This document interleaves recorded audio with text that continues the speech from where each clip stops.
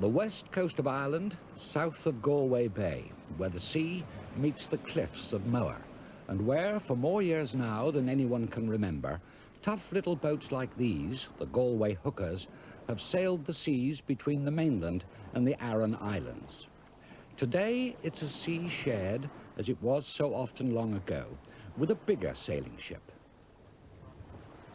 This, the Asgard II, a proud brigantine, but for all her looks, launched only in 1981. Designed by Jack Tyrrell, an Irish boat builder of tradition and style, patterned on the past, a sail training vessel, giving the young people of Ireland a taste of an essential part of their heritage. And nothing could have been more fitting than that upon her return from a cruise, the Asgard should have been escorted by little boats as Irish as these. They're sporting boats now, the hookers, but once the whole economy of this part of Ireland depended on them.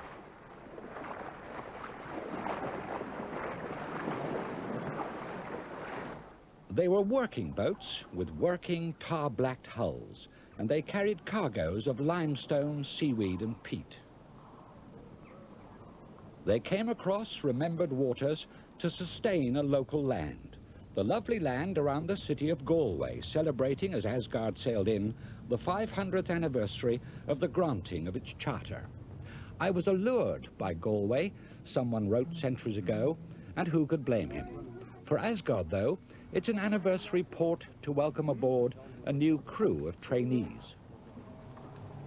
You're bunk number 17, okay? Asgard's master is Captain Eric Healy, whose job, or rather whose vocation it is, to give young people the taste that he has savoured, a love of the sea.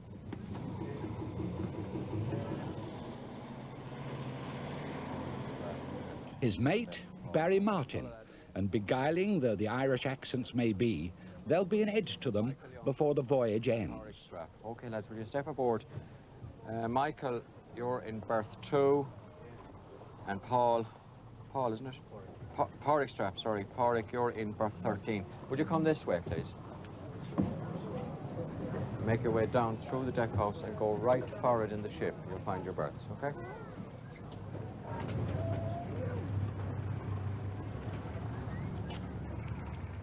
Barry Martin briefs the trainees about routine under sail. Bosun is Liam Keating. He'll be the man you will hear the most from. And Steve, our engineer, is floating around there. You'll meet him too when we do the walkabout. The other person is Thelma, our cook, and every one of you will be working with her at some stage. The ship's company is divided into 3 watches. We have port, middle and starboard watch. We have 3 watch leaders. Port watch, Valerie Knight. Hand up, Valerie. Here. Middle watch, Janette Knight. And starboard watch. The programme for the week is mapped out by Captain Healy. The plan is we go out 9 o'clock, we'll have a good day at sea. We hope we may see some traditional boat sailing in the hookers. The hookers are having a race, so the plan is to go and have a look at them sometime in the afternoon, and then go to, I think it is going to be Kilronan with the southerly wind, but if the wind goes round to the east, we will have to go into Rossaveel. We also, weather permitting, will aim to have one night at sea, just to show you that ships do not tie up at night all the time. We keep going right around the clock. But first, and rightly so, there's safety, with the drill taken by the bosun, Liam Keating. In the life raft you've got a repair kit, a first aid kit. The first aid kit is kind of just basic small plastic, plasters, bandages for broken limbs, and the kind of stuff like that. Essential repairs. There's not kind of a whole surgery outfit in it. If you have to get in the water and then get into them from the water, they are pretty difficult to get into. In fact, I did a survival course down in Cork, and with my pot and that life jacket, I found it very... You can suffer from it in kind of bad weather. The crew, divided into sea watches, learn how to sail the ship and tentatively how to go aloft. Don't wake up.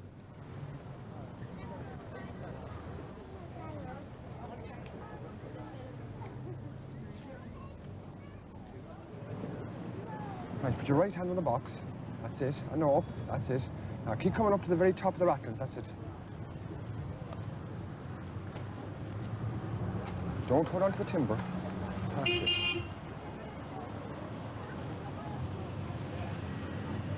Now come back and put your 2 feet here. You hold on to a second. Right.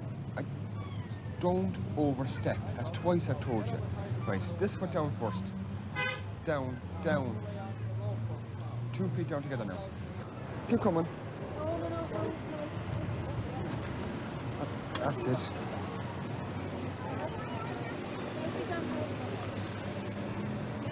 Okay. Keep up right to the top.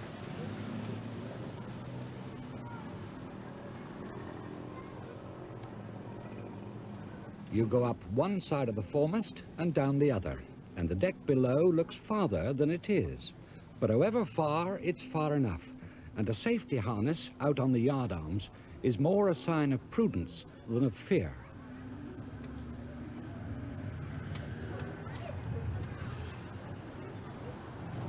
I'm going up. Oh, Yes. Another step up. Now, back at your hands, first of all, are too high. Go on, step up a second. Infinity, or so it seems above, and when you reach it, infinity below. But this has to be learned, because within 24 hours, you could be doing it in a surging sea. Come on, you're starting to close in on the rigging again. Back off the rigging. Give your knees room to come straight up.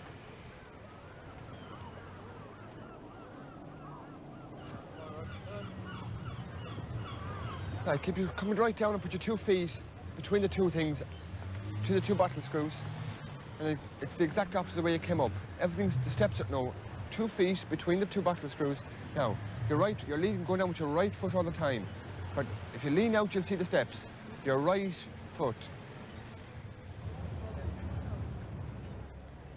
You might get the order harder port or harder starboard. If you get that, you've got to put the wheel over 40 degrees, whichever way it is, okay? And when you're going harder port or harder starboard, you can use what's called the lazy stroke, but watch your chin. You'll see why. You have a go.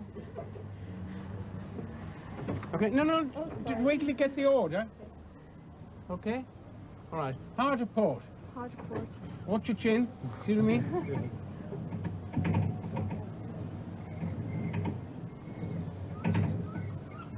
Now, what do you do now? Harder port. Okay? Right? Midships? Midships.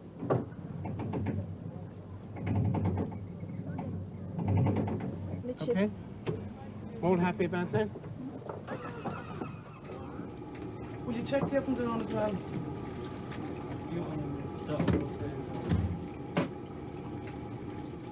The trainees did everything, especially in the galley with Thelma Jones, the ship's cook.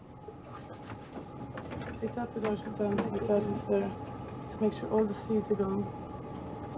And they're into slices, length, widthwise. And then add them to the green ones and the mushrooms. That's grand.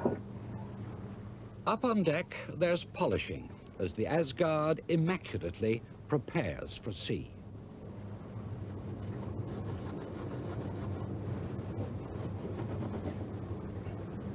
Life aboard the Asgard, as it is on any sail training vessel, is disciplined and demanding, and any trainee who may have thought that a holiday cruise was in prospect is quickly disabused. The Asgard, for all her comparative youth, is a brigantine, and she sailed as she would have sailed in the truest of her times. Starboard watch. Deck left.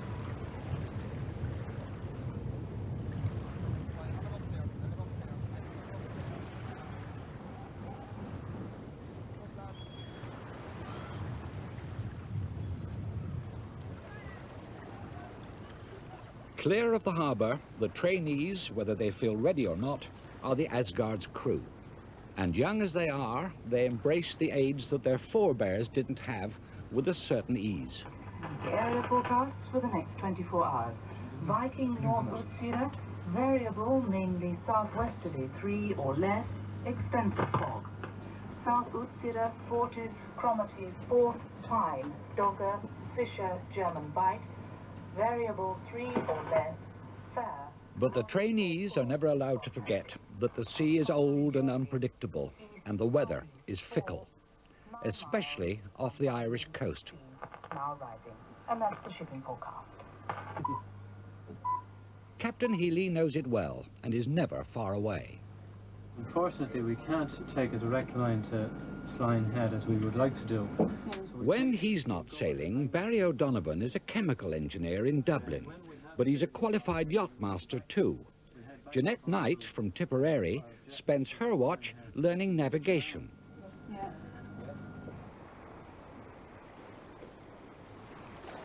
trying to keep to 240, but because... David Brannigan is from Mallow, and he learns how to steer an elegant ship under sail. See the wind indicator there? We're trying to keep the wind on the port quarter. See the little arrow there, which is see the shape of the ship in the indicator. Yeah. So we're trying to keep the wind. We don't want the wind to go to the starboard side. That's most important. And all you've got to do is you put on starboard bow. Hold it there. Right, hold it down, just before topmast now.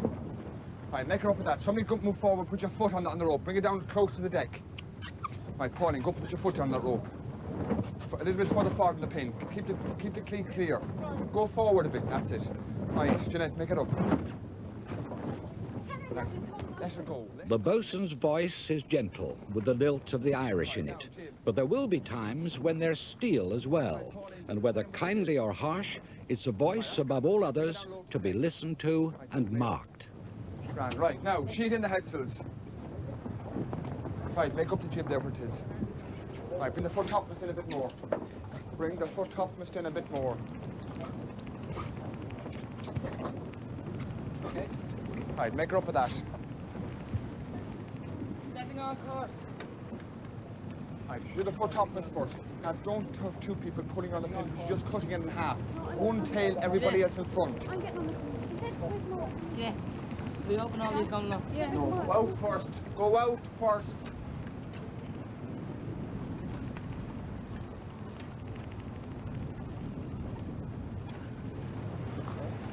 Annie, are you ready? I'm in no hurry.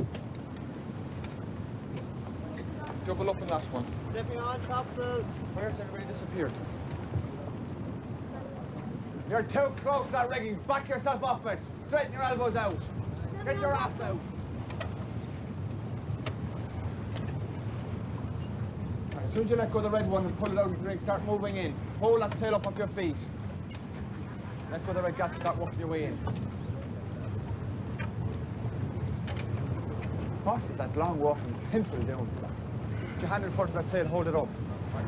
Put your hand in front of the sail as you're moving and hold the sail up. Well, the boatswain he's kind of a jack of all trades, master of none. He's also a bit of a psychologist or a social worker, in that any of the kids that got problems, he's the one that kind of deals directly with them. Right? Yeah. Right. All together now, just drop out your squares. Start moving in towards the mast and down. And he's also the link between the master and mate and the trainees. He's the one that kind of steps right in a kind of a no man's land. When you're shouting and all the screaming and roaring that goes on decks thing, you're literally watching people, seeing how they react.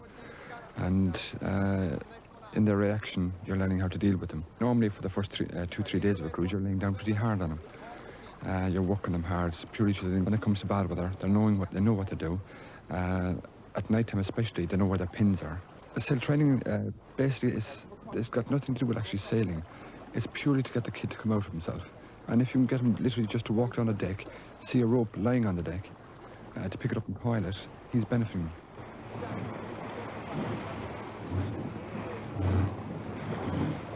Right. Lay back in it. Right. You pull that brake back to your second. The worst part for me is actually the crew paying off, the crew leaving.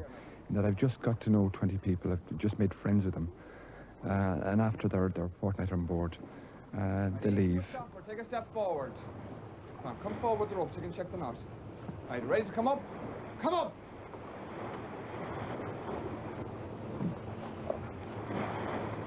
Right. Butlins, clolins back loosely on the pins.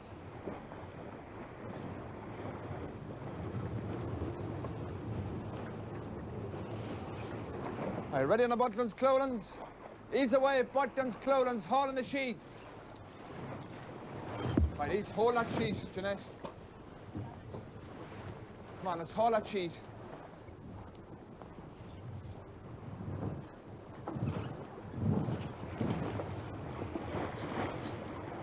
Right, now you get the two tacks tight for it.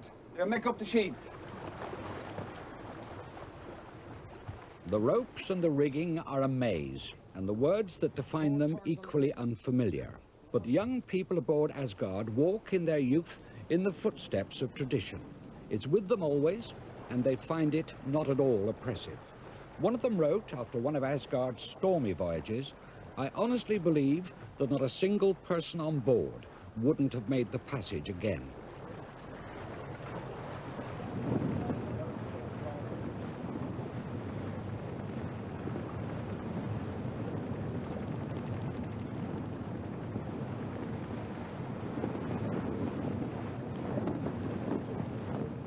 They take, these young people, lookout watches on the bow as Asgard ploughs through kinder seas. And they do all the things that were done and had to be done when brigantines like the Asgard were the flagships of trade and commerce.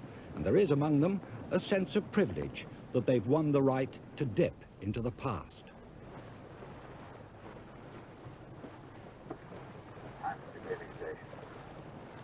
Sail training cruises aboard the Asgard, though, are not all work. No more were they when ships like this sailed for real, trading over the seas of the world. For whatever else they were, and they were many things, these glorious sailing ships were the homes of closely knit communities. And as in all communities, fun lessens tension.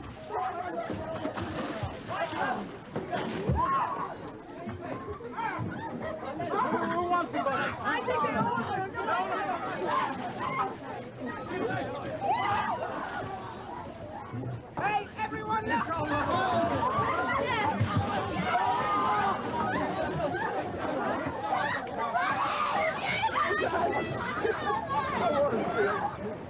As the Asgard returns from her latest voyage, the Galway hookers are there to greet her, racing at Kilkerran.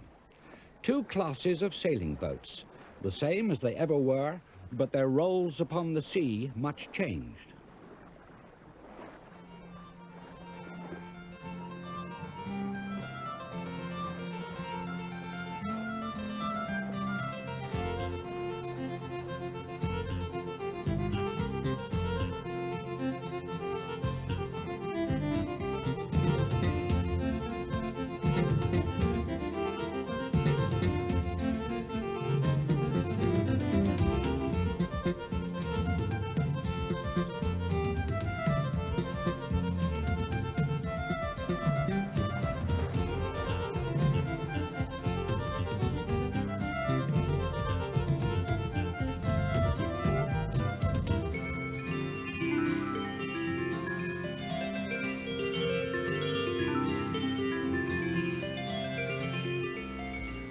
But what has not changed is the elemental reason for the continuance of them both. They're two of a kind, the Asgard and the Galway hookers, bound by those who sail them. They share a love and yearning for the unchanging sea.